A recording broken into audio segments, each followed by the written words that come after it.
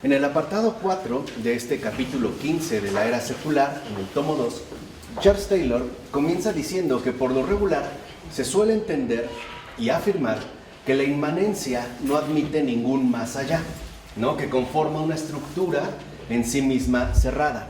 Pues Max Weber, ¿no?, por ejemplo, afirmaba que los que siguen creyendo ante el desencantamiento del mundo han tenido que hacer un sacrificio de la inteligencia, ¿no? Como si el hecho de ser creyente involucrara precisamente mutilar nuestra capacidad intelectual. Y decía: a quien no pueda soportar virilmente este destino de nuestro tiempo, hay que decirle que es mejor que regrese, o sea, que renuncie al progreso racional, simple y llanamente, a los brazos abiertos y misericordiosos de las viejas iglesias en silencio, ¿no? Este es, digamos, lo primero que propone Max Weber, como si hubiera digamos, una especie de separación radical entre el avance del progreso, ¿no?, del progreso racional, y la presencia de la trascendencia. Así, en este caso, optar por un camino u otro, o sea, optar por el camino de la creencia o el de la no creencia, requiere lo que se suele denominar un salto de fe, ¿no? Se va, digamos, a remitir a la cuestión del salto de fe.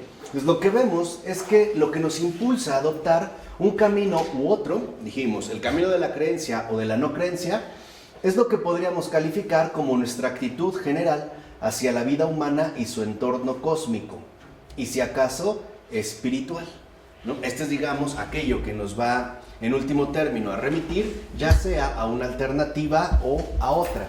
Entonces, la posición de las personas sobre el tema de la creencia en Dios o de una interpretación abierta frente a otra cerrada del marco inmanente suele desprenderse de esta percepción general de las cosas. Entonces, la creencia y la no creencia no se limitan únicamente a una especie de opción individual, ¿no? Como si se tratara de adquirir una preferencia en especial que busco mantener. Más bien está relacionada con la percepción general de las cosas que en este sentido nosotros tenemos. Por ejemplo, si es que el universo en el que vivimos ha sido creado o no ha sido creado, o si tenemos un alma o no, si hay una vida más allá de esta muerte o no. O sea, esto es en último término también lo que entra en juego al momento de definir ya sea el ámbito de la creencia o bien el ámbito de la no creencia. Ahora, esto parece quizá un poco a una corazonada, incluso a un cierto presentimiento, ¿no?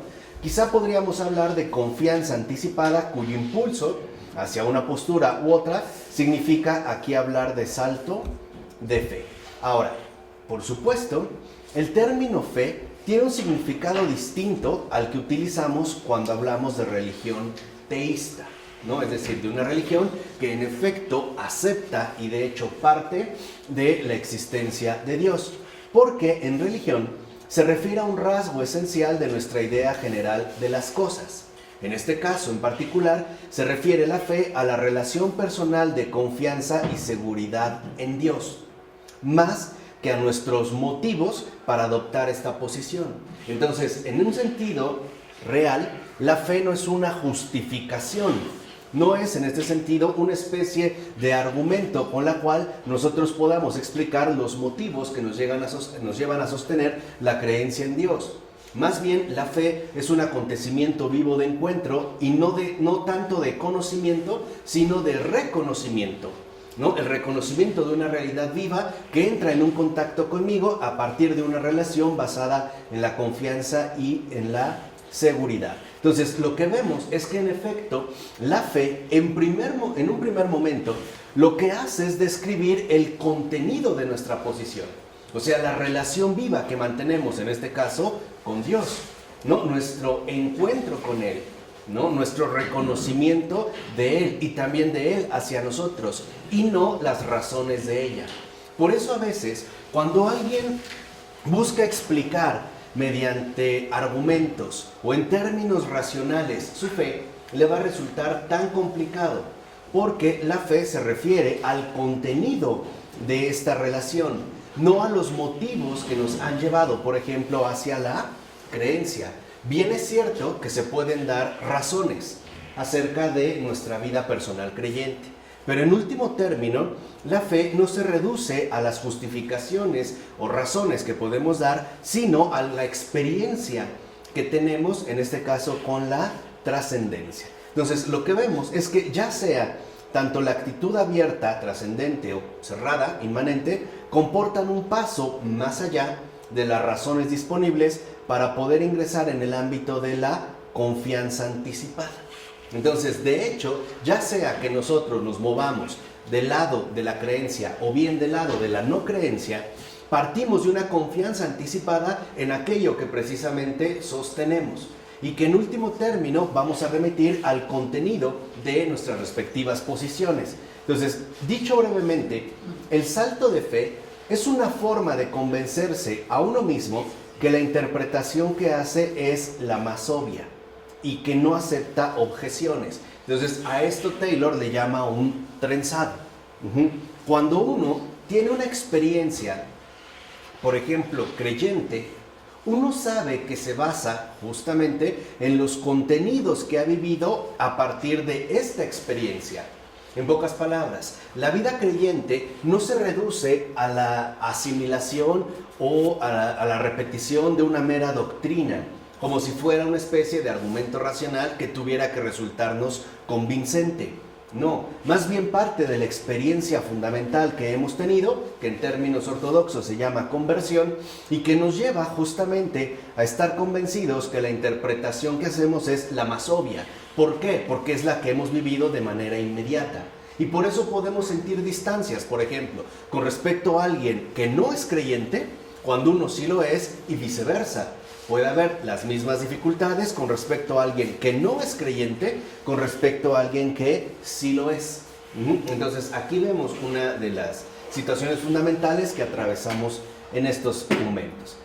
Y como afirma Charles Taylor, es un trenzado implícito que supone que el pensamiento que uno tiene está ensombrecido o entorpecido por una imagen vigorosa que nos impide ver aspectos importantes de la realidad.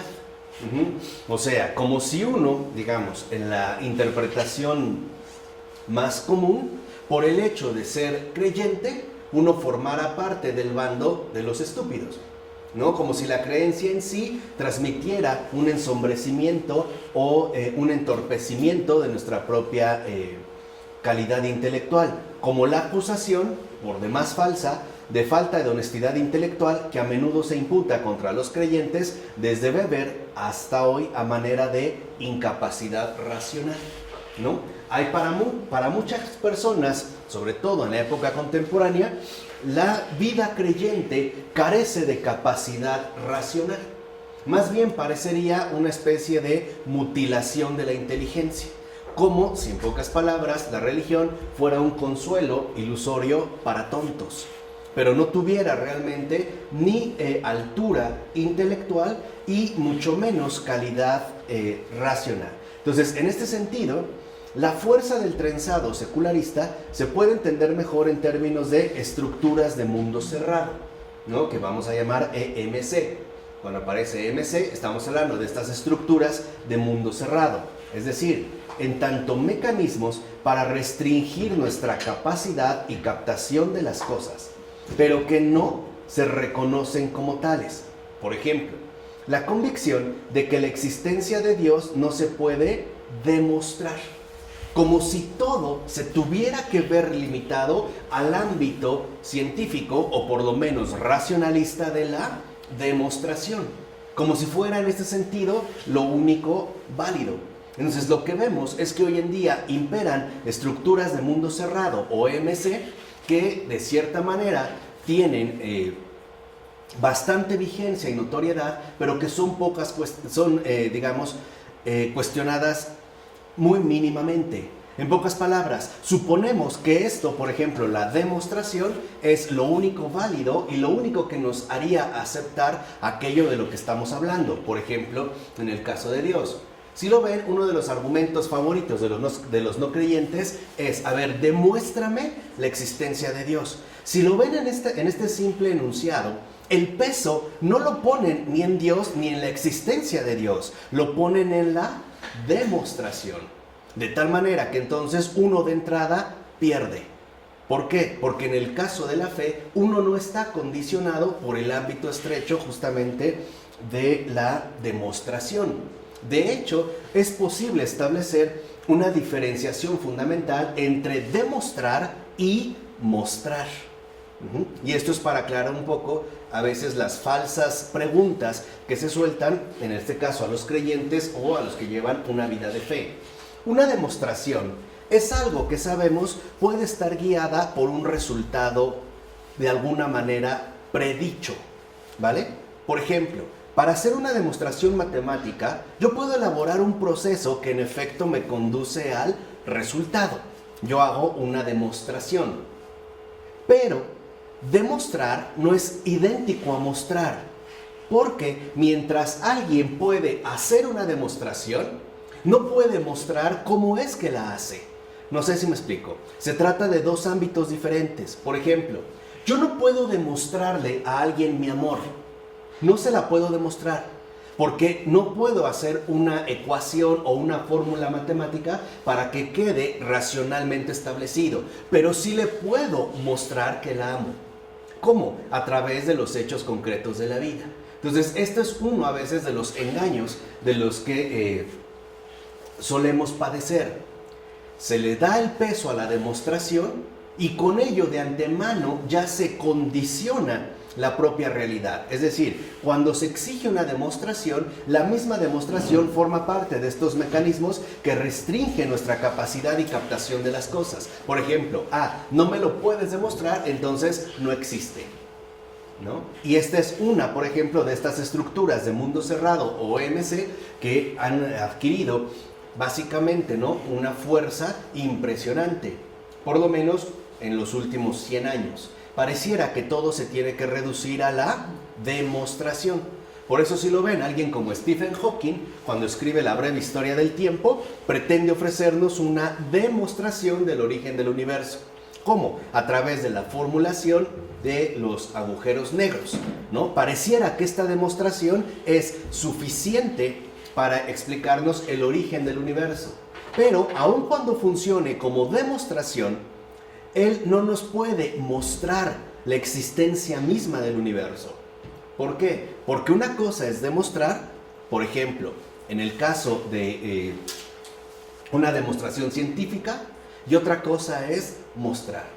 O por decirlo ya brevemente, la demostración siempre depende del ámbito de la abstracción, de aquello que yo puedo formular abstractamente. Ahí entraría en juego una demostración. Por el contrario, la mostración, el mostrar, no el demostrar, sino el mostrar, pertenece al ámbito no abstracto de la realidad. Es decir, el mostrar depende de la realidad concreta de nuestra propia existencia. Por eso es que no se puede demostrar. Aquí habría, digamos, como una situación que no podemos pasar por alto. Entonces, por ejemplo, examinaremos a continuación algunas categorías de EMC, acuérdense, estructuras de mundo cerrado, que en muy buena medida explican la injustificada fuerza de la explicación dominante de la secularización, así como el desinterés e incluso el desprecio por la religión que con frecuencia le acompaña. ¿Qué es lo que se busca? Disipar el falso halo de evidencia que les rodea o la injustificada autoridad que han adquirido, porque es una falsa autoridad, ¿no? Están basados en presupuestos por lo menos sumamente cuestionables. Por eso les mencioné la diferencia fundamental entre demostrar y mostrar. Ahora, sin duda, nuestro mundo moderno, es decir, construido por el hombre, afirma la ausencia de Dios. Esto sí, pues esto, digamos, forma parte, ¿no?, de nuestro mundo moderno. Por ejemplo, en palabras de A.N. Wilson, el siglo XIX ha creado para sí mismo un peculiar clima, ¿no?, filosófico, político, sociológico, literario, artístico, personal, en el que Dios se ha vuelto incognoscible, ¿no? Pareciera que en efecto está más allá de nuestra propia capacidad racional. Su voz resulta inaudible bajo el estruendo de la maquinaria y el ruido de la egomanía rampante denominada lo moderno. La fuerza social cohesiva que la religión ofreciera anteriormente se ha disuelto.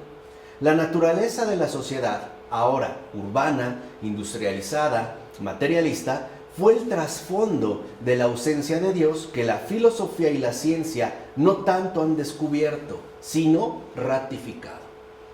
En pocas palabras, lo que afirma, por ejemplo, el mundo moderno, es decir, la ausencia de Dios, no es resultado de un pensamiento, no es resultado de un razonamiento, sino de este clima que en efecto involucra el trasfondo social en el cual se ha desarrollado precisamente la propia sociedad moderna. Entonces lo que vemos es que no es que hayan descubierto que Dios no existe, es que más bien lo han ratificado a partir del cambio fundamental en nuestras propias condiciones de vida, sobre todo en base al avance, ¿no?, tan acelerado, tan rápido, tanto de la ciencia en un primer momento como ahora precisamente de las tecnologías. Ahora, en ese sentido, sí hay un sentimiento generalizado de pérdida, si no siempre de Dios, sí al menos de significado, al grado que hoy podemos ver como para mucha gente le es muy difícil encontrarle sentido a la vida. Ya no necesariamente se tiene que hacer una referencia a Dios, pero por lo menos sí se enfatiza una carencia de significado. Hay personas quizá cuyos dramas ordinarios se pueden reducir a una sola cuestión. ¿Qué sentido tiene lo que hago? ¿Para qué ha servido? ¿Qué sentido ha tenido mi vida? ¿Qué sentido ha tenido trabajar mucho o tener hijos o no tener hijos? En pocas palabras, pareciera que en efecto sí notamos un sentimiento generalizado de pérdida que si no está referido directamente a Dios, por lo menos sí a la cuestión del significado. Entonces, tal parece que hemos pasado de una era en la que la vida religiosa estaba más presente, o sea, más encarnada, donde la presencia de lo sagrado se podía representar en lo ritual colectivo y verlo, sentirlo y tocarlo, o caminar hacia ello en peregrinación, a otra en la que lo importante se encuentra más bien en la mente. Y esto es el punto radical. Para nosotros, todo está concentrado en la mente. Todo se reduce a la mente. Por eso no es casual que una de las armas preferidas, ¿no?, de la estéril literatura de autoayuda se concentren en el poder mental, el poder de la mente. Si tú estás enfermo, por ejemplo, te dicen que es porque no has programado adecuadamente tus procesos mentales. Pero que si tú te mentalizas efectivamente, incluso te puedes curar, ¿no? O si quieres cambiar tu suerte o tu destino, depende justamente de tu capacidad mental. Entonces, así, si ahora lo importante, es decir, todo ya prácticamente se encuentra en la mente, nuestra relación con Dios, si es que la hay, depende únicamente de nuestra propia interioridad. Depende de aquello que en mi mente se vaya generando. A partir de lo cual emana la autoridad de Dios como fuente moral que sustenta y nutre nuestra vida ética. En pocas palabras, ahora, al parecer, en esta era, lo que se vive es una especie de autoafirmación interna, ¿no? Yo digo creer en Dios según mis pensamientos, o según mis preferencias, o según mis opiniones. ¿Esto a qué conlleva? A que de manera tajante se rompe con el orden vinculante de la vida sacramental. Dicho de otra manera, ahora para reunirnos con Dios no necesitamos los sacramentos, es decir, la iglesia. Basta con la idea que yo me forme y asumir a Dios como una especie de inspiración e incluso fuente moral para llevar una vida humanamente aceptable, es decir, una vida moralmente correcta. ¿Sí me explico? Porque todo en este sentido se encuentra en la mente, ¿no? En este sentido, el cristianismo oficial, ortodoxo, católico, ha sufrido lo que podemos calificar de excarnación. Justo se ha excarnado. Hoy vivimos, la mayoría de nosotros, un cristianismo desencarnado. No está arraigado en lo concreto, sino que se ha digamos, se ha despojado de su realidad material para volverse una mera cuestión mental. Hoy, al parecer, todos hablamos a partir de nuestras propias ideas. Y lo peor es que por el hecho de ser propias, las damos por válidas, ¿no? Hay personas que dicen, pues yo digo lo que pienso, así sean tonterías. Pero como están en su mente, por eso deben de ser válidas y además todos nos las debemos de tragar, ¿no? Y si alguien se molesta, entonces seremos tachados de intolerantes e incomprensivos. Entonces, en este sentido, pasamos una excarnación, o sea, una transferencia de las formas corporalizadas, o sea, sacramentales, encarnadas de la vida religiosa, hacia otras que tal parece se encuentran más bien en la cabeza. Hoy, si lo ven, una de las preguntas usuales que hacemos y que forma parte de este clima mentalista es, ¿tú qué piensas? Y ven que nuestras respuestas van en la misma línea. Bueno, en mi opinión, o sea, en mi mundito interior cerrado, ¿no? Según mi capacidad, yo pienso, yo digo, yo opino, no sé los demás, pero a mí me parece, o sea, emanamos, por así decirlo, nuestra propia interioridad mental. Y esto, dicho sea de paso, en efecto, se ha radicalizado toda vez más, cada día más, con el auge y el desarrollo de las nuevas tecnologías, es decir, con el auge y el desarrollo de los llamados mundos virtuales. Hoy vemos que en efecto las nuevas tecnologías proponen un mundo igualmente excarnado. Por ejemplo, hoy puedo hacer una visita al Museo Louvre de París sin ir a París. Lo puedo hacer mediante una visita virtual. Hoy puedo hablar a lo mejor con mi amigo Rafa sin necesidad de encontrarme con él cara a cara. A lo mejor hacemos una videollamada, que de cierta manera también es una comunicación virtual. ¿Por qué? Porque hoy justamente, y esto hay que decirlo, no tenemos ya una real experiencia del mundo, sino que tenemos meras ideas mentales acerca del mundo. En pocas palabras, hoy carecemos de realismo. O bien nos vamos por moldes mentales, yo opino, yo pienso, supongo, creo, etc. O bien nos vamos por la opción de los factoides, como decía Garton Ash, este gran historiador. ¿Qué es un factoide? Un hecho descarnado, un hecho sin contenidos. Les voy a poner ahorita un caso muy sencillo para que a lo mejor quede más claro lo que quiero decir. Si ahorita todos recibiéramos en nuestros teléfonos móviles un mensaje que dijera que acaba de desaparecer Japón en un tsunami, todos lo creeríamos. Todos. Todos. Esos son los factoides. Hechos sin contenidos. O lo que en términos políticos también se conocen como falsas banderas. Por ejemplo, antes de que Estados Unidos invadiera y atacara a Afganistán, después de hacerlo en Irak, se transmitieron unos videos donde se veía aparentemente una revuelta, ¿no?, de insurrectos afganos justamente en el centro mismo del país. La realidad no era así. Esto fue grabado en Arabia Saudita con actores profesionales y bajo condiciones muy concretas. Y eso es lo que transmitieron al mundo. ¿Por qué de Afganistán no pudo salir información? Porque bloquearon cualquier tipo de comunicación, incluso por internet, incluso por vía satelital. Entonces, lo vemos, lo creemos. Eso es hoy en día en gran manera la excarnación, ¿no?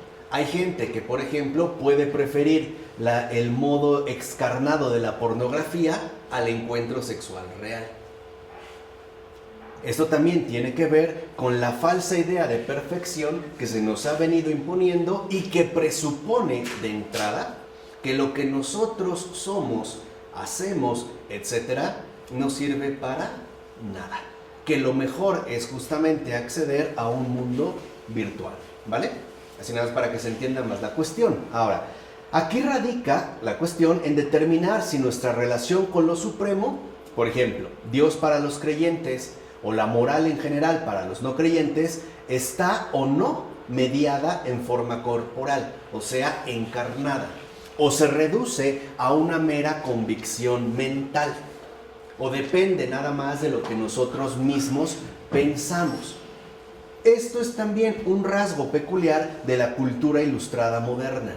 ¿Por qué? Porque los ilustrados estaban muy orientados hacia la teoría, es decir, hacia la especulación. Por ejemplo, es gracias a la cultura ilustrada moderna que hemos arrastrado esta falsedad de hablar de una edad media oscura o hablar de oscurantismo. Ellos lo hablaban desde su posición sin ni siquiera haber indagado a fondo en la realidad histórica concreta de esta etapa. Han tenido que pasar por lo menos 2 siglos para que últimamente se vea que en realidad la verdadera edad oscura no estaba en la Edad Media, está en la edad contemporánea. Y que hubo mucho más de lo que nosotros podríamos llegar incluso a suponer. ¿Pero esto a qué se debe? A que la cultura ilustrada moderna se basa en teorías, en ideas, en especulaciones, pero abandonando por completo el realismo. Por eso, dicho sea de paso, yo sí les quisiera recomendar una lectura muy buena, muy sana, de Charles Taylor con Hubert Dreyfus, que se llama Recuperar el realismo. Ellos lo que hacen en ese texto es ir mostrando cómo se fue perdiendo el realismo por diferentes vías dentro de las corrientes filosóficas y la necesidad que tenemos efectivamente de volver de nuevo a la realidad de todas las cosas, ¿vale? Pero esta tendencia nos llevó de hecho a que ahora tendemos a vivir casi por completo en el interior de nuestra cabeza. ¿Cuántas veces no estamos literalmente hundidos en nuestros propios pensamientos? ¿Cuántas veces no hemos pensado un montón de cosas que no eran ni reales y mucho menos verdaderas? ¿Cuántas veces pensamos, ¿no?, desde nuestra mente, desde nuestra interioridad mental, por ejemplo, que tal persona era insoportable y cuando realmente la conocimos, o sea, cuando realmente, ¿no?, o en realidad entramos en contacto con ella, nos dimos cuenta que mis pensamientos eran totalmente falsos? Entonces, esto es vital de comprender porque en efecto, hoy la confianza se ha puesto sobre nuestro propio entendimiento, es decir, sobre nuestra propia capacidad mental. Hoy para nosotros, el hecho de pensarlo significa que es necesariamente cierto. No sé si te ha tocado, yo espero que no, la difícil situación de tener que lidiar con una persona que está atrapada en sus propias ideas. Y aferrada, y le puedes mostrar lo equivocado que está, pero su autoridad invencible radica en su propio entendimiento, ¿no? Incluso, dice Taylor, esto se ha expandido al ámbito de la belleza. Por ejemplo, no aceptamos que nos esté diciendo algo a menos que sea acerca de nuestros sentimientos.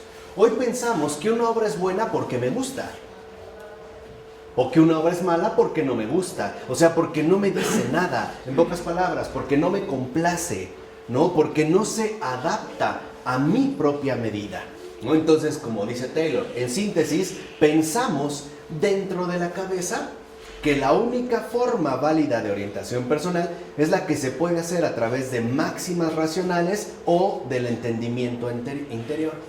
O sea, hoy vivimos bajo el imperio de la subjetividad radical. Hoy creemos que nuestros propios pensamientos es lo único válido y lo único que debe de ser aceptado como válido. En pocas palabras, hoy cualquier autoridad o cualquier rasgo de validez nos los adjudicamos a nosotros mismos. Si yo ahorita les dijera, dicho sea de paso, que mi pensamiento está totalmente fuera, escuchen, totalmente fuera de mi cabeza, cosa que es cierto, no me creerían. No entenderían de qué estoy hablando, porque para la mayoría de nosotros todo está en la cabeza, ¿no? Todo se ha vuelto una cuestión mental. Ahí es justamente, ¿no?, dentro de nuestra cabeza donde se produce el mundo, ¿no? Ahora nuestra cabeza es la gran fábrica ¿no? De realidades que en realidad, que más bien son fantasías o incluso falsas ilusiones. Pero hoy pensamos, en pocas palabras, que justo porque yo lo pienso, es. Hoy colocamos a nuestro pensamiento como lo primero, incluso también como lo último, ¿no? Dentro de esta línea que hemos heredado de la cultura ilustrada moderna. O, si ponemos otro tipo de ejemplo, los protocolos del pensamiento científico moderno privilegian la impersonal perspectiva desde ningún lugar, que apunta precisamente a resaltar la excarnación del entendimiento. Por ejemplo, lo que hace el señor Hawking. Cuando nos habla del origen del universo, lo habla desde una perspectiva desde ningún lugar. ¿Dónde está? Literalmente, ¿no? El que nos está hablando de esto. En ninguna parte, porque es una abstracción. Es un mero argumento racional a la manera, digamos, de una demostración que en último término, en efecto, se reduce a un simple punto de vista. Y que de este punto de vista se buscará que en efecto nunca desborde aquello que llamamos la experiencia. O sea, siempre ahora el privilegio lo tiene lo que nosotros mismos pensamos. Aquí vemos, por ejemplo, como uno de los lemas de la Ilustración, por ejemplo, manifestado o encabezado por Kant, era atrévete a pensar por ti mismo. Pues ahí está la locura. Ahí está justo la locura que hemos llegado. Si nos hemos atrevido a pensar por nosotros mismos, ya hemos visto los resultados. Tontería tras tontería. Pero dentro de esta línea, en efecto, lo que vemos es que esto tiende a hacernos devaluar sistemáticamente realidades vivas que podrían surgir, por ejemplo, de la oración o de las relaciones amorosas, que de hecho y en sí son no subjetivas. La oración, por ejemplo, y se los he insistido y se los vuelvo a repetir, no es subjetiva. La oración no es para ver qué pienso, qué digo, qué hablo. No es verdad, ¿eh? La oración es un encuentro vivo con el Señor que me dispone a escuchar lo que me tenga que decir. ¿De qué manera? En el silencio del corazón. Lo mismo pasa en el caso de las relaciones amorosas. ¿Qué tipo de demostración podemos dar ahí? ¿Cómo puedo demostrarle a alguien que lo quiero? No puedo, pero sí puedo mostrárselo. Entonces, para nosotros, esta devaluación involucra, en pocas palabras, que hemos perdido bastante terreno con respecto al realismo. Por eso nos hemos vuelto excarnados. Carecemos de contenidos concretos. Carecemos precisamente de realidades. Para nosotros, el pensamiento es lo único válido y la única referencia que tenemos para después tratar de llevar a cabo nuestros planes de vida, ¿no? Entonces, en nuestra época, de hecho, el orden impersonal más prestigioso y bien fundado en la experiencia es justo el nacido de la ciencia natural. Entendido esto en sus propios términos como el conjunto de la narración sobre nosotros mismos y nuestro mundo, lo cual apoya y fortalece el punto de vista del materialismo. ¿Qué es, por ejemplo, la teoría de la evolución de un Darwin? ¿Qué es en realidad? ¿Una demostración? No, es una narración. En último término es un punto de vista. Tan impersonal que nos habla, por ejemplo, de los dinosaurios cuando ni humanos había, según esa teoría. O sea, incluso podemos ver aquello en lo que ni siquiera estábamos presentes, ¿no? El origen del universo. Otra narración de este tipo que ofrece un punto de vista, sin realismo. Es decir, basados únicamente en pura especulación. Entonces, en la modernidad aparece en efecto la constitución de los mundos cerrados u horizontales, o sea, autorreferenciales, autónomos, que no dejan ningún espacio para lo vertical o trascendente, que clausuran estos ámbitos o los vuelven inaccesibles, incluso impensables. Hoy quiere decir que nosotros padecemos justo lo que han traído consigo la constitución de los EMC, o estructuras de mundo cerrado. O sea, que lo trascendente definitivamente no forma parte de nuestra experiencia viva, o que si lo hay nos es inaccesible, o simple y sencillamente es algo impensable, ¿no? De ahí que la opción creyente, es decir, vertical y trascendente, aparezca como algo extraño, inaceptable o injustificable, ¿no? El ejemplo que una vez yo les puse. Si alguien tiene un problema laboral fuerte y dijera que se va a ir a orar ante el Santísimo, para nosotros sería extraño, inaceptable e injustificable. Lo primero que diríamos es, ¿cómo lo vas a hacer? Mejor, no sé, vende tu reloj, ponte a trabajar, siquiera vete a cantar al camión, o sea, obtén como puedas. ¿Por qué? Porque para nosotros la única dimensión aceptable es la horizontal, o sea, lo que vivimos según en el ámbito cerrado de la propia inmanencia, o sea, el ámbito de la propia mundanidad. Y por eso no esperaríamos una intervención vertical, o sea, una ayuda venida de lo alto, o en pocas palabras, no esperaríamos un milagro, sino una actuación propia. Ahí está lo autorreferencial. Ponte a trabajar. ¿Quieres que te vaya bien?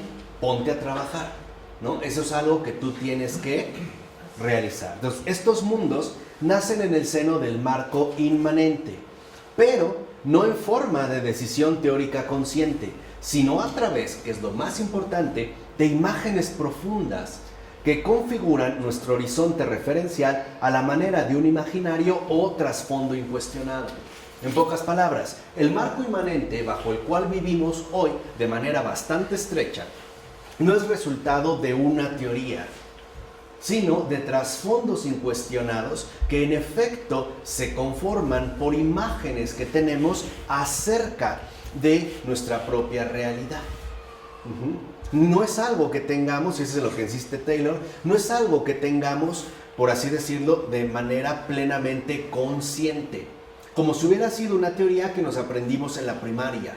No, simplemente se ha vuelto una condición de vida incuestionada que pasamos justamente por alto, porque es ya algo en este sentido desapercibido, pero es lo que condiciona tanto nuestra manera de actuar como nuestra manera de pensar e incluso también nuestra manera de sentir, ¿no?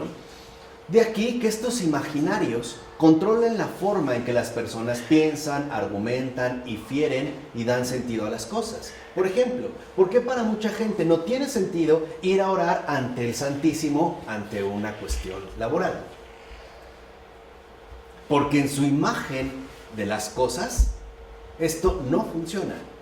O es extraño, o es inaceptable, o es simplemente injustificable. ¿Por qué para muchas personas les es tan difícil, por ejemplo, aceptar que sus hijos son llamados a una vocación religiosa? Porque lo veríamos a la manera protestante como una pérdida de tiempo, ¿no? Un fracaso total en la vida e incluso como una especie de vergüenza social, como que mi hija acabó de monjita y no de directora de PepsiCo Company, ¿no? Esto es parte, digamos, de lo que ya nos condiciona. Y eso es en gran medida lo que Taylor, me parece que esa es una de sus más grandes aportaciones filosóficas, hacer visible lo que hasta este momento ha pasado visible. Estos trasfondos que condicionan nuestro pensar, nuestro sentir y a grandes rasgos nuestro vivir. Entonces, por ejemplo, dice Taylor, en su forma más ostensible, o sea, la más detectable, esta estructura profunda, ¿no? Este imaginario, opera con una imagen de agentes de conocimiento entendidos en principio como individuos. Y esto ya lo tenemos bien integrado. Cuando alguien intenta definir a un ser humano, lo primero que suele decir es un individuo. O sea, partimos de que somos entes aislados, ¿no? Desvinculados. O sea, esto forma parte de nuestra comprensión habitual, los cuales como individuos realizan su interpretación, obviamente individual, del mundo a partir de combinar y relacionar la información que reciben y que se formulan en representaciones interiores, ya sea a la manera de imágenes mentales o de validaciones subjetivas. Pongamos un ejemplo muy sencillo. Como soy individuo, y una vez vi en National Geographic un documental sobre el evangelio prohibido de Judas, ¿no? Recibí esta información y como una vez hojeé, aunque no lo terminé, El caballo de Troya de JJ Benítez, ya tengo la información necesaria para hacerme mis propias ideas. Entonces Jesús era un extraterrestre, ahora resulta que el verdadero héroe es Judas, ya no es el traidor, sino que el cobarde es Jesús, que prácticamente puso como, ¿no?, en su trampa a Judas y él decidió aceptarlo, cargar con la culpa, bla, bla, bla, y voy a estar convencido de ello. Al grado de que incluso no solo voy a recomendar el libro, a lo mejor hasta lo regalo. Así pensamos, por cuenta propia. Y esto nos ha hecho hundirnos literalmente en las tinieblas del error, porque no tenemos un criterio amplio de objetividad. ¿Por qué creen también que los actuales sistemas de comunicación masiva, los mass media, los medios masivos de comunicación, tienen tanto poder? Porque ellos ya nos dan la información digerida. Recuerden el ejemplo que les puse del tsunami en Japón. Si ahorita recibimos un mensaje o aparece en la televisión que Japón acaba de desaparecer por un tsunami, de entrada lo creemos. No lo pondríamos en duda, lo creemos. ¿Qué quiere decir? Que ahora las pantallas, las redes, el internet fabrican y producen los pensamientos que nosotros mismos aceptamos. Por eso hay que tener cuidado con ello. Porque era muy fácil, ese fue el gran éxito de la televisión. Ya no tienes que pensar, tú siéntate, cállate, no te muevas y ahí te va lo que tienes que recibir. No te tienes que esforzar. El máximo esfuerzo que quizá puedes hacer consistirá en mover la boca. Ponte a comer la botanita, el sandwichito, ya me dio hambre, o la bebida, o etcétera. Pero ahora nosotros vamos a pensar por ti. Por eso es que tienen tanta influencia los medios masivos de comunicación. Ya no tanto la televisión o el radio, sino todo lo que tiene que ver, por ejemplo, con las nuevas tecnologías. No sé si les ha pasado que igual te llega una cadena donde dicen que acaban de secuestrar a una niña y era totalmente falso. Pero tú ya la pasaste. Ni siquiera te preguntas si sí o si no, ya la pasaste. Pasas la información. ¿Por qué? Porque ahora ni siquiera nos esforzamos por pensar verdaderamente. Nos formamos ideas, pero que, les vuelvo a repetir, carecen de auténtico contenido. O sea, al parecer hoy en día vivimos bajo la excarnación. Mucha gente habla mal de la iglesia, o de los judíos, o incluso de los propios musulmanes, o de las demás personas, desde el punto de vista que carece precisamente de realismo. Y hoy es curioso, es una más de nuestras grandes paradojas. Vivimos una cultura de la hiperinformación, al grado de que ninguno de nosotros puede abarcar por completo la información que encontraría de un solo tema, ni siquiera uno. Y hoy es cuando menos informados estamos. Hoy que nos abruma la información, hoy no nos interesa. Es cuando menos informados estamos. Están los quejumbrosos que decían en la Edad Media no permitían que leyeran los libros. Hoy ahí están los libros, hasta en versión electrónica. Ni así los consultan. Hasta gratuitos. Ni así. Y esto es importante. ¿Por qué? Porque aquí entra, digamos, el punto fundamental de entender nuestras estructuras profundas de comportamiento. Porque a partir de aquí, esto va a dar pie a establecer una serie de relaciones de prioridad. El conocimiento del yo y sus estados internos, como en Descartes. Otra de las herencias nefastas de Descartes. La concentración en la propia interioridad y obviamente en el propio yo es anterior al conocimiento de la realidad externa y por ende de los demás. En primer lugar va el yo, digamos como la información que voy recibiendo, la opinión que genero y que en efecto va a representar una validación subjetiva que nada ni nadie será capaz de cambiar. Hay veces que le dices a las personas tal cosa y te dicen, no, sí, pero yo así pienso. O sea, se queda literalmente no estancada en sus validaciones subjetivas. O por darle un término más bonito, que se escuche mejor. Se quedan en el mismo... ¿cómo decirlo? Espectáculo de las meditaciones cartesianas. ¿no? El yo acá peleando consigo mismo, si estoy durmiendo, si estoy despierto, llega una certeza, o sea, literalmente, ¿no? En la locura del solipsismo. Por eso atribuimos diferentes valores y significados a las cosas.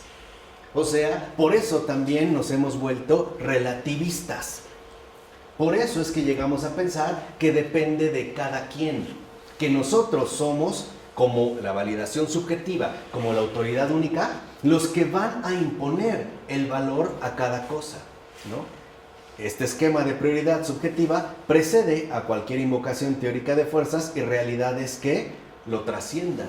Lo que les decía, hoy puede ser una pintura extraordinaria, pero alguien dice, no me gusta, y de antemano la descarta, ¿no? O sea, la rechaza por completo. Pero esto no es parte del realismo auténtico. Por ejemplo, puede ser que yo vaya a un concierto musical. A lo mejor, la interpretación que yo espero en particular de un autor sea lo que a mí más me agrada.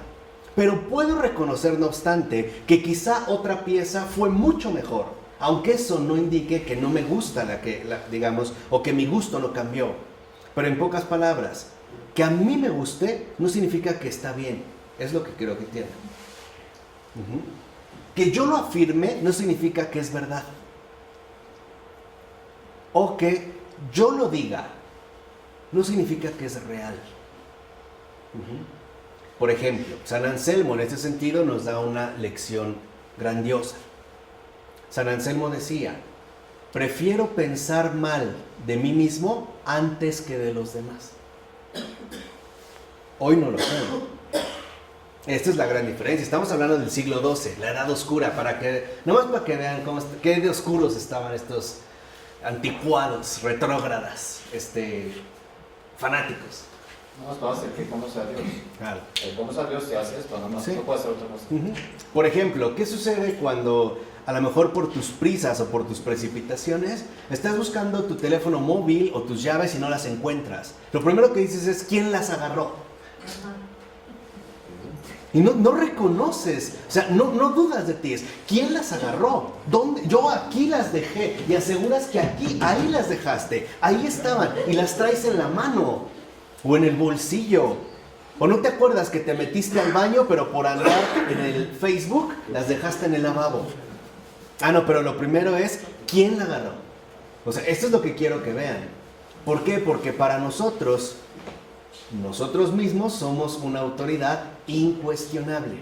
Y por eso no hay comprensión, por eso no hay acuerdos. Acuérdense lo que nos dijo en otras diapositivas Wilson, ¿no? Es la egomanía que llamamos lo moderno. Para la mayoría de nosotros, los demás siempre están mal, o por lo menos no tan bien como yo mismo, ¿no? Este es lo que les decía, como la exaltación plena de la mismidad. Entonces, vemos cómo se establecen relaciones fundacionales básicas, ¿no? A partir de estos imaginarios.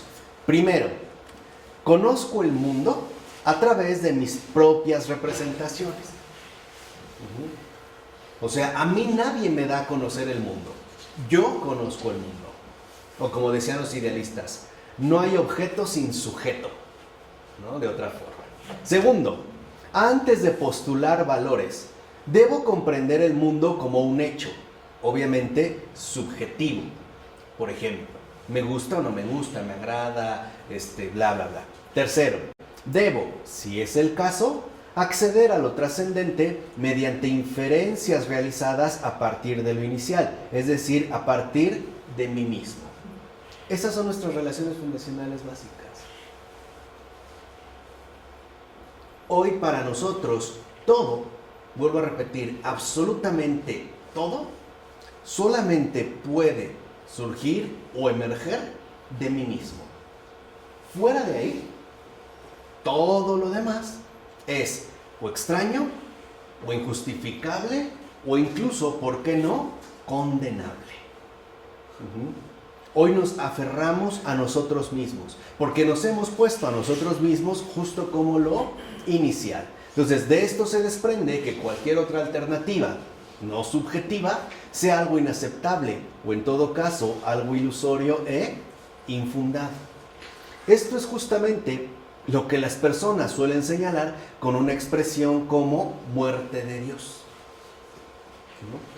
Es como si dijeran, Dios ha muerto, o sea, ahora solo quedo yo mismo, ¿no? Ahora todo va a emerger de mí mismo. Entonces, la idea esencial que esta expresión recoge es que en el mundo moderno se han dado unas condiciones bajo las cuales ya no es posible, honesta, racional y mentalmente, creer en Dios. Fíjense, vean aquí el matiz. No hablan de que objetivamente Dios no exista, sino de que ya no es posible debido a las relaciones fundacionales básicas que hemos establecido. En pocas palabras, si me pongo a mí mismo en primer lugar, entonces Dios definitivamente ya ha quedado fuera de juego. Ya ha quedado en este sentido, pues, rechazado. ¿Por qué? Porque estas mismas condiciones no nos dejan nada en lo que podamos creer más allá de lo humano. Y esto es parte de nuestro trasfondo. Si ahorita llegara nuestro buen amigo Asam y nos dijera que no solo vio, habló con San Miguel Arcángel, lo primero que le diríamos es, estás loco. De entrada. ¿Por qué? Porque ya de entrada no nos es accesible creer en algo más allá que de lo humano.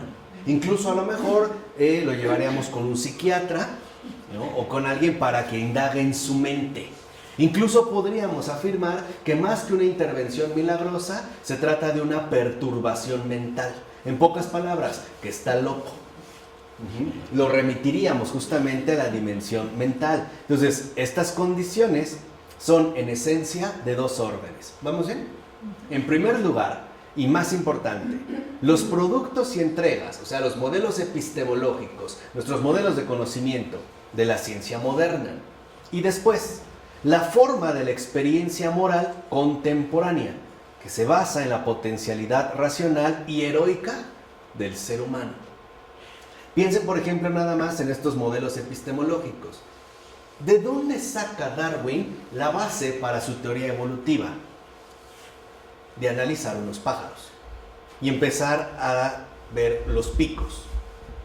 Y empezar a ver, claro, es que los picos van cambiando porque depende la especie de ave, es a lo mejor los alimentos que consume, entonces esto significa que, y empieza a especular, hasta que hace una gran teoría. Y como una vez se los dije y se los recuerdo, ¿por qué ha sido tan exitosa la teoría de la evolución?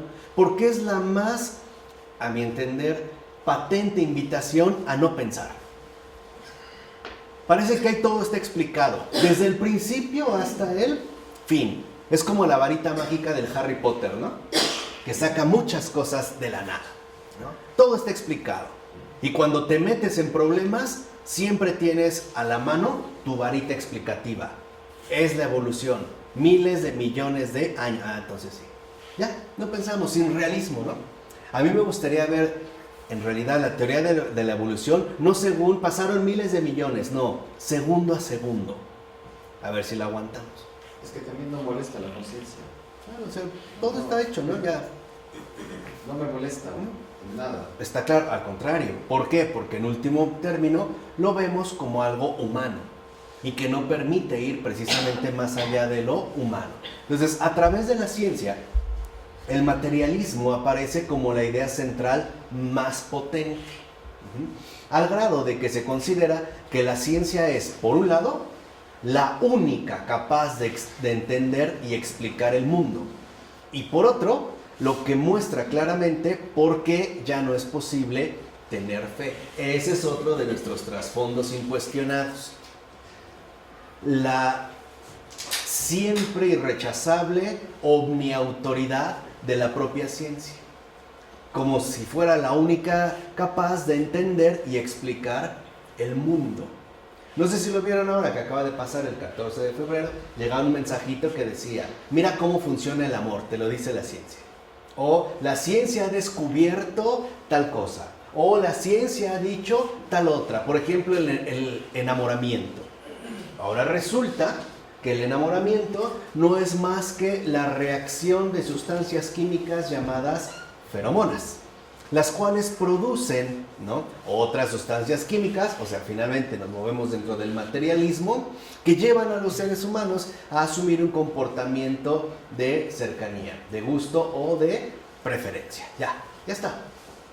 Perfecto, ya está todo claro, ya está todo explicado. Luego viene otro y dice, no, este estaba tonto, no es así, es otra cosa. Ya, al parecer todo está explicado, porque la ciencia también transmite una especie de arrogancia sutil.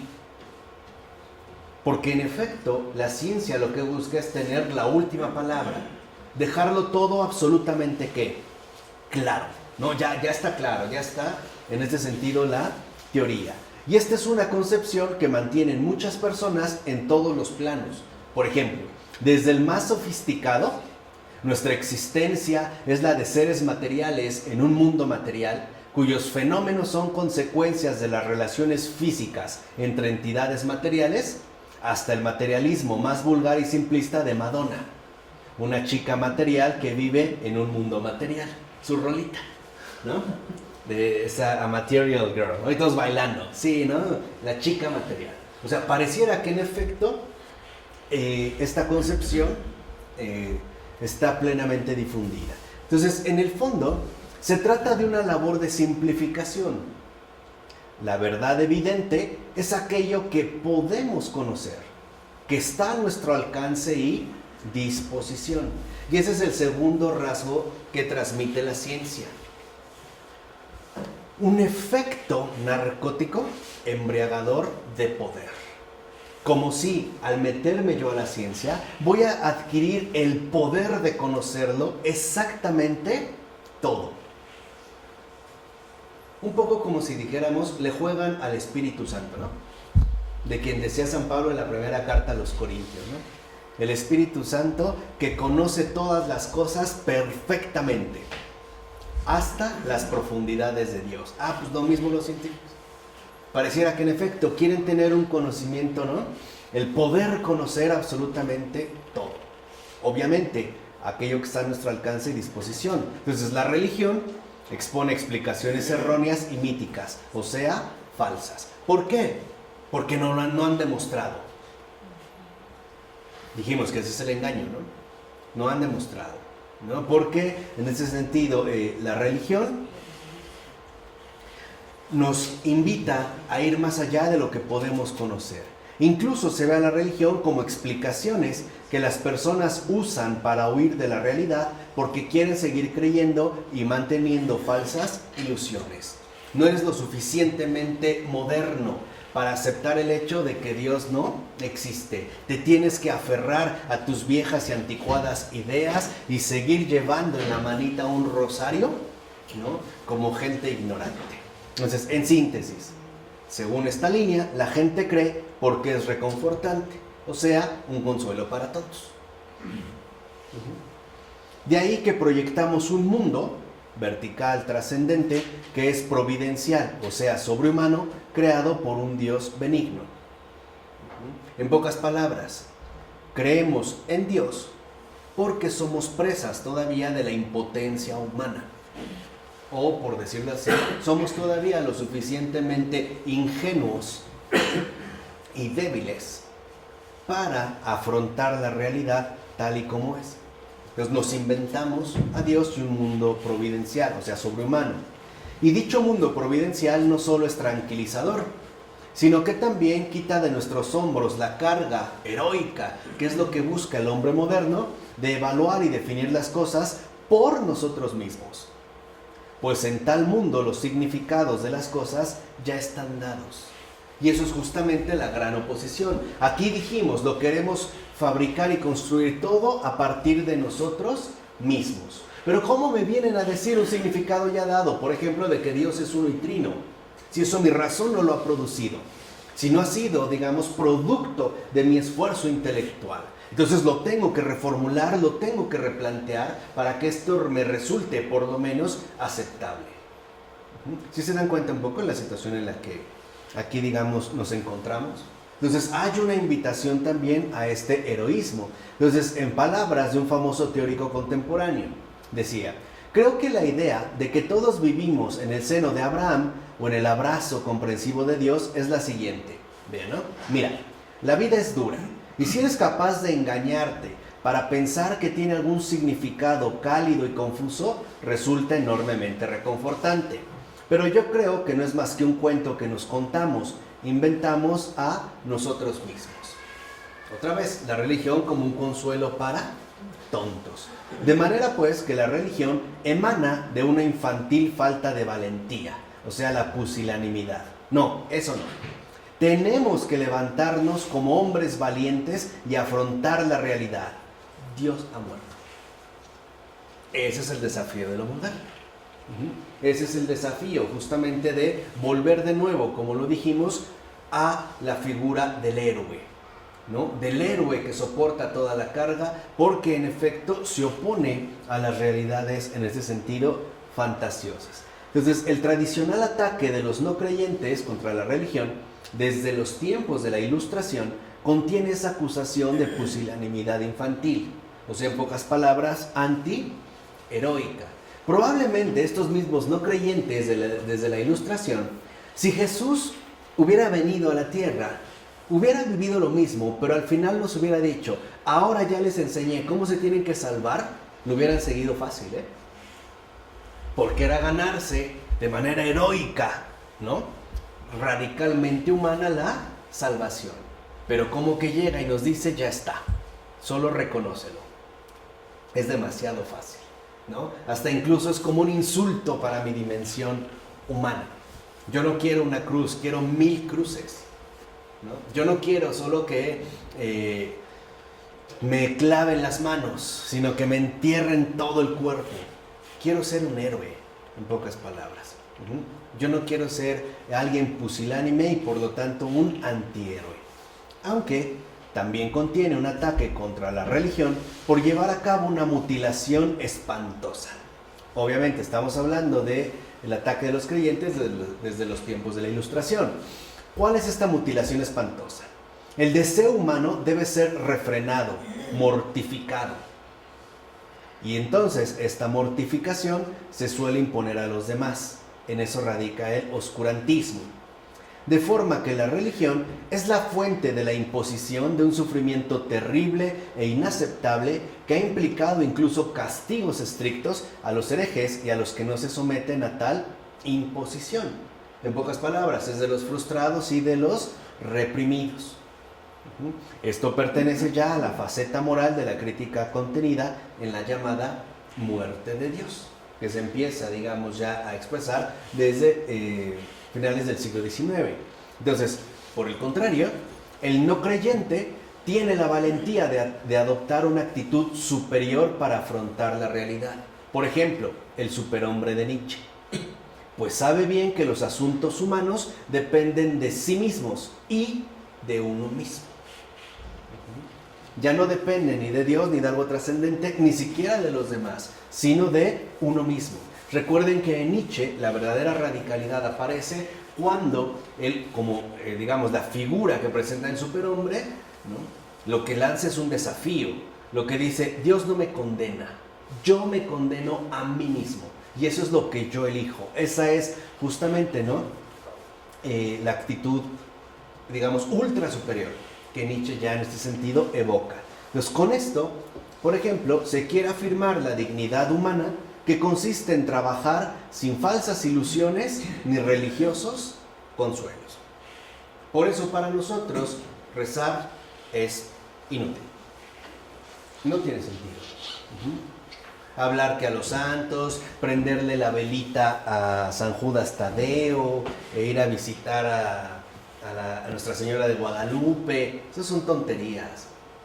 Más bien tenemos que ponernos a trabajar, mentalízate, todo está en la mente, échale ganas, ¿no? Aplícate, mueve aquí, mueve allá, vende esto, haz esto, o sea, realízalo tú, porque eso es parte también de nuestro trasfondo.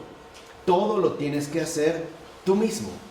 Se los dije una vez, por eso está en la mercadotecnia o el marketing, ¿no? El gancho fundamental que hoy utilizan es muy simple, hágalo usted mismo. Por eso Fabrice Ayash escribió un libro extraordinario que se llama Tenga éxito en su propia muerte. O sea, siga esta línea de la actitud superior que lo lleva a autoafirmarse y por lo tanto a autoaniquilarse.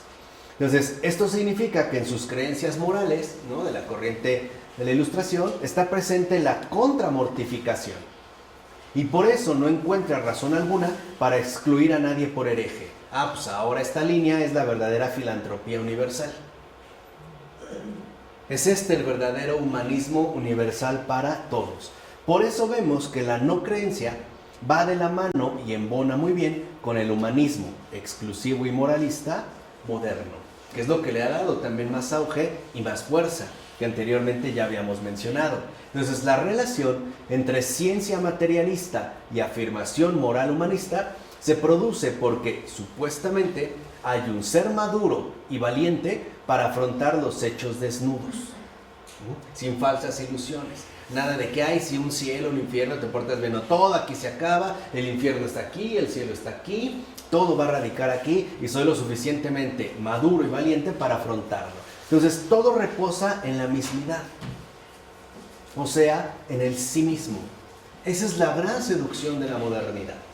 Esa es la gran tentación que nos sigue finalmente acosando a todos de una o de otra manera. El hecho de que todo va a reposar en el sí mismo. Y esta idea de reconocimiento valiente de verdades difíciles de asimilar, como la muerte de Dios, o que Dios no existe, o que no hay un más allá, etc., dispuesto además a evitar todo tipo de consuelo y comodidad simplistas, y que por lo mismo se vuelve capaz de comprender y controlar el mundo, nos viene bien, nos atrae, nos seduce, y nos sentimos tentados de hacerlo nuestro. De una o de otra manera, y más bajo los presupuestos, ¿no?, que hemos mencionado. Esto entonces significa que los contraideales de la creencia, la devoción, la piedad o la religión parecen muy fácilmente accionados por un deseo aún inmaduro de consuelo y de sustento extrahumano. Aquí se hace presente el triunfo de un modelo considerado moralmente superior sobre otro inferior, que es también luego como el rasgo típico de los no creyentes, la arrogancia, ¿no?, hasta en su modo de hablar o en su modo incluso de discutir. Ahí tenemos a un Dawkins, por ejemplo, ¿no?, digamos en términos más recientes. Entonces, la nueva perspectiva moral incita entonces a sentir la fuerza seductora de los triunfadores sobre los perdedores. O sea, el triunfo del fuerte sobre el débil. Y esto, en último término, es bastante seductor. Lo cual, por otra parte, invita también a desviarnos de falsedades consoladoras y a deshacernos de esos impulsos inmaduros que quieren arrastrarnos hacia la creencia religiosa. En pocas palabras, aquí se ponen en marcha dos antagonismos: moralismo contra cristianismo. El moralismo para los fuertes, el cristianismo para los débiles. El moralismo para los triunfadores, los emprendedores, y el cristianismo para los perdedores. Así resultó crucial la transformación de nuestras motivaciones profundas, en las que el deseo de creer en Dios aparece ahora como una inaceptable tentación infantil, pues la madurez humana se alcanza solo a través de la renuncia a los consuelos infantiles que la creencia en Dios nos quiere transmitir. Pues aquí se hace obvio el carácter funerario de la muerte de Dios. Por eso se habla de muerte de Dios, del infantilismo que nos llevaba a creer en Dios como, compensación de nuestra falta de valentía, es decir, de nuestro infantilismo y por lo tanto también de nuestra inmadurez. Y esta construcción funeraria pasa a ser cada vez más algo cierto e incuestionable. Incluso se ha convertido en un imaginario o trasfondo incuestionado. Para muchos, el hecho de que Dios ha muerto o de que estamos llamados a vivir una etapa viril, valiente, triunfadora, etcétera, ¿no?, centrada y concentrada en uno mismo, es lo único reconocible. ¿Qué aparece entonces? Pues la valiente agencia adulta de la desvinculación no creyente. Eso es lo que vemos hoy en muchos. Yo no necesito en Dios para creer bien. A mí que no me vengan con esas tonterías, ni me da miedo el infierno, ni me atrae el cielo. Eso es para tontos, ¿no? Eso es para abuelitas, para aquellos, para el rebaño, ¿no? Como muchos utilizan esta expresión, me parece mal comprendida de Nietzsche. Nietzsche tiene otro sentido, pero el rebaño, ¿no? Para los tontos que se dejan ahí llevar a esta adicción que promueve el opio del pueblo, ¿no? La religión es el opio del pueblo, ¿no? Necesitamos crudeza y conciencia para entender, ¿no?, la dinámica histórica de los procesos humanos, ¿no? Ya está el señor Marx haciendo otra vez su proyecto, ¿no?, de revolución. Entonces, esto condiciona en buena medida, aunque de forma inadvertida, recuérdenlo siempre, la forma de pensar, inferir, experimentar y procesar afirmaciones y argumentaciones. Ahora, ciertamente, mientras estas construcciones marco sigan siendo imágenes, es decir, imaginarios, no se pueden poner en cuestión. Y por eso es tan difícil imaginar y concebir, por no decir aceptar, otro tipo de alternativas. Y esto es lo que significa permanecer cautivos en la inmanencia. Cuando nosotros, en efecto, permanecemos cautivos en la inmanencia, es porque estas imágenes, o sea, los imaginarios, son trasfondos incuestionados que nos imposibilitan siquiera pensar de una manera totalmente diferente. Por ejemplo, en base a la mismidad, nos dijimos, todo recae en sí mismo. Me parece que el gran crítico de la mismidad, desde una perspectiva igualmente ética, ¿no?, pero con cierta tendencia a lo trascendente, es Emmanuel Levinas. Por eso, Emmanuel Levinas va a hablar del totalmente otro, que viene a romper con el imperio, digamos, esta construcción marco de la mismidad, que todo lo quiere reducir a sí mismo, ¿no? Incluso él hablará de una relación asimétrica, no en igualdad con respecto al otro y uno mismo.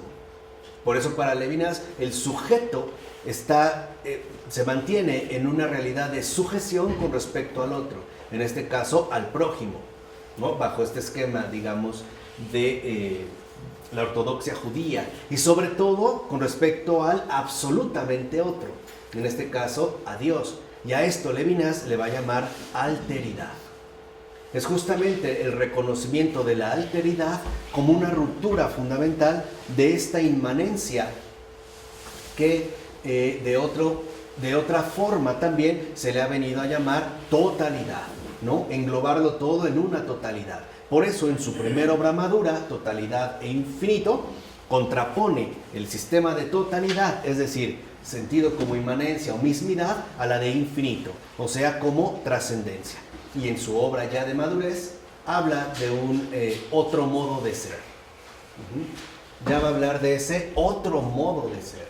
O sea, el hecho también de por lo menos cuestionar, y en ese sentido es muy sano Emmanuel Levinas, ¿no?, el cuestionar estas construcciones marco que no ponemos en cuestión y que nos limitan siquiera a poder concebir algún otro tipo de alternativas.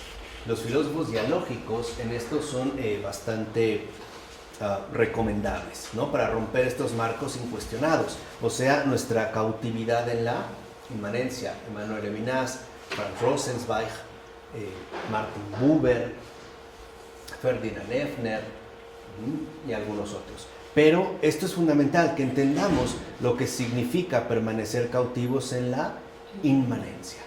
¿Quedó claro? ¿Hasta aquí? Sí. Vamos a dejar, ¿de acuerdo? En el Padre, del Hijo y del Espíritu Santo. Amén.